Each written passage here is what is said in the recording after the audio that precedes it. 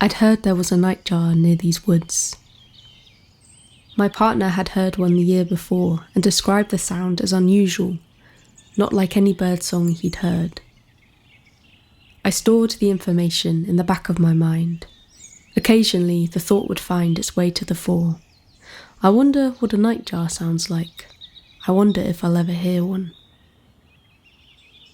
The nightjar is not a bird you'd hear in the day in your local park. The clue is in the name.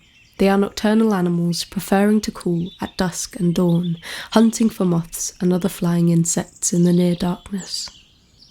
In spring, they begin the long journey from sub-Saharan Africa, flying thousands of miles to nest in Europe. In the UK, they are most numerous in the south, but also find their way to Wales, northern England and southwestern Scotland, where they stay until they leave once more for warmer weather in late summer and autumn. There was only one thing for it, to set up camp in the woods and wait to see if I could hear the nightjar for myself. While setting up this tent, kindly lent to me by the people at Attis Tents, I listened out for an unusual sound among the more familiar birdsong of the dusk chorus. The second part of the nightjar's name is inspired by its call, a jarring or churring sound. Folklore has given them names like fern owl, corpse bird, and most strangely, goatsucker, a name going as far back as the 4th century BC, when it was believed that nightjars drank the milk of goats, stealing the supper of the newborn kids. Their large mouths and proximity to livestock led people to believe this ancient myth. Now we know these adaptations are due to the bird's appetite for insects. As I was lighting the fire, I heard a strange noise. A mechanical whirring, almost purring sound, cutting through the rustle of the leaves and hum of the distant road. Our ears pricked up. Could this be it?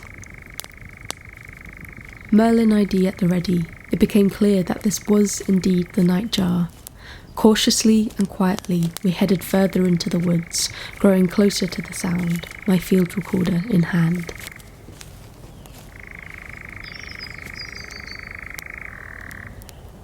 It's close, in a nearby tree. I try not to get too confident, not to spook it, but it senses our presence and flies away. Shoot. We pause, listening out for its call again, and about 20 seconds later we hear it, this time in a tree deeper in the woods. We head towards it, aware that the bird senses our presence. And then the calling stops. Out of nowhere we see the nightjar swoop over the horizon. It flies up to us, spreads its wings, checking us out or telling us to go away, that we are too close to its nest. We stand in awe. The nightjar calls out to its partner, who calls back, and then he flies off. We understand the message, turn around, and head back to our fire.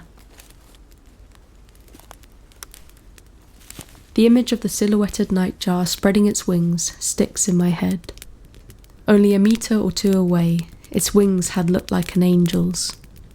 The moment felt charged, the light otherworldly as dusk fell, and the interaction heavy with meaning we could only try to decipher. And although we didn't hear the churring call for the rest of the evening, it remained lingering in the air as we told our friends of the encounter.